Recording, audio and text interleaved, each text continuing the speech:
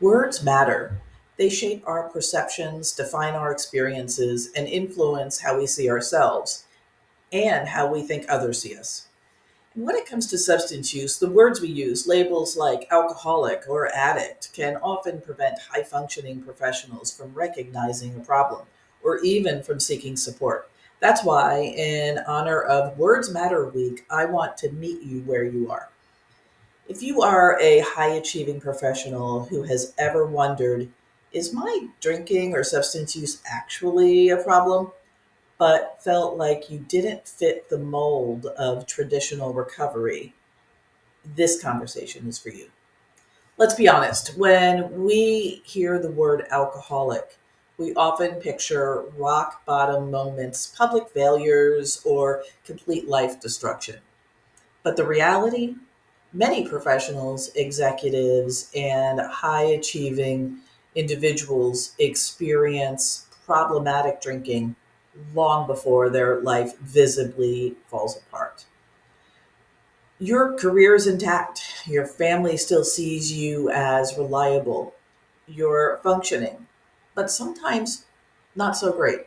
You might even tell yourself, I don't drink every day, so it's not that bad. I'm successful. I can't really have a severe problem. Other people drink the same or more than me. I'm fine. Sound familiar? The truth is, substance use issues aren't defined by labels, they're defined by impact. And the best time to evaluate that impact isn't after a crisis, it's now. Before we go further, let's talk about what substance use disorder really is. The Diagnostic and Statistical Manual of Mental Disorders, the DSM 5, is the gold standard for diagnosing mental health conditions.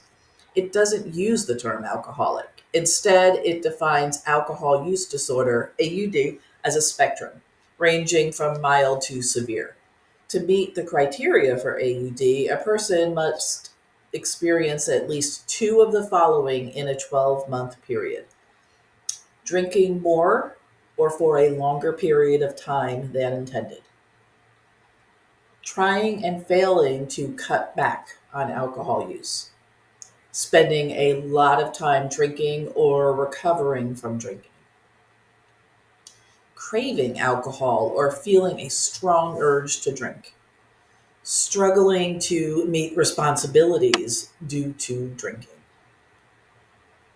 continuing to drink despite it causing problems in relationships, losing interest in hobbies or activities because of drinking, engaging in risky behavior while drinking, such as driving under the influence, continuing to drink despite experiencing anxiety, depression, or health issues, developing a tolerance, needing more alcohol to get the same effect, experiencing withdrawal symptoms when not drinking.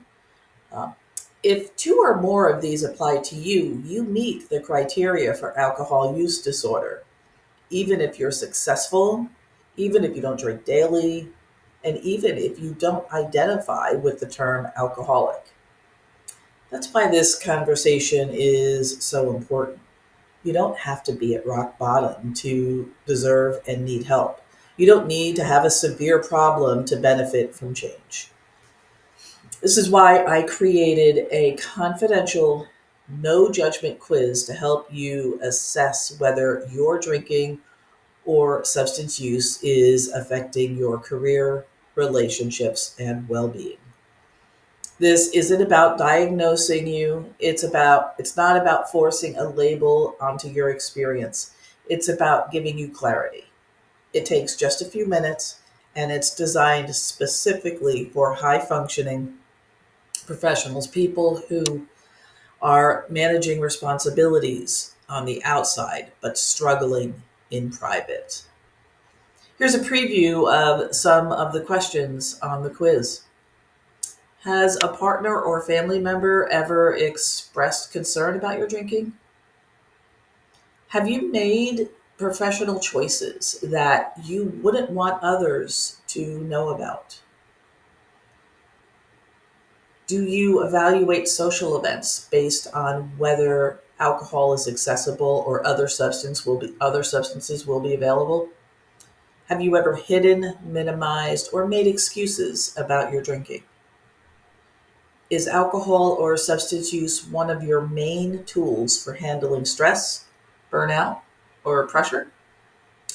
If any of these resonate with you, I invite you to take the quiz. It's quick, easy, and completely confidential. Here's what I want you to know: you don't have to hit rock bottom to deserve change. You don't have to fit a stereotype to reevaluate your relationship with alcohol. And you don't have to do it alone. I get it because I've been there. As a professional who has spent decades working with high functioning executives, I know that navigating sobriety doesn't mean sacrificing your success. It means finally being in control of it. That's why I offer personalized, discreet, and results driven support to help professionals like you redefine what success and well being look like without disrupting your career, reputation, or life. So here's what I encourage you to do next. Step one, take the quiz. You might be surprised by what you learn. Step two, if your score gives you pause, let's have a conversation. Not a commitment, just a conversation. Recovery doesn't have to mean giving up on who you are.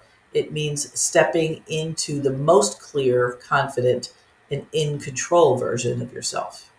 The words you use to describe your experience matter.